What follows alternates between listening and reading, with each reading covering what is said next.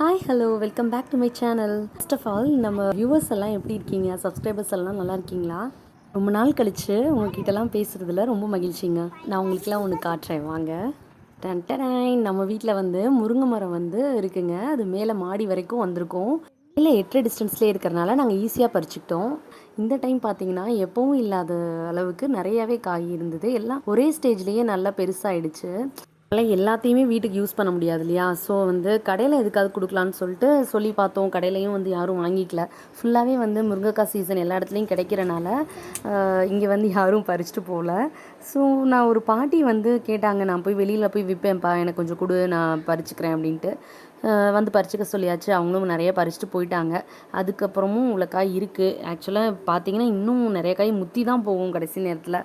உங்கள் வீட்லேயும் முருங்கை மரம் இருந்ததுன்னா அதை வேஸ்ட் ஆகாமல் இருக்கிறதுக்கு நீங்கள் என்ன பண்ணுவீங்க அப்படிங்கிறத கமெண்ட்டில் சொல்லுங்கள். பசங்களுக்கு வேறு லீவ் விட்டாங்கங்க, சம்மர் ஹாலிடேஸில் இருக்காங்க. ஸோ அவங்களுக்கு சின்ன சின்ன வேலையை இந்த மாதிரி லீவில் கொடுத்தோம் அப்படின்னா அவங்களும் கொஞ்சம் ஹெல்ப் பண்ணுறதுக்கு பழகுவாங்க. அவங்களும் கொஞ்சம் இன்ட்ரெஸ்ட்டாக வந்து அவங்க பங்குக்கு 2-3 காய் பறிச்சுட்டு இருந்தாங்க. பறிக்க கற்றுக் கொடுத்துட்டு இருந்தேன்.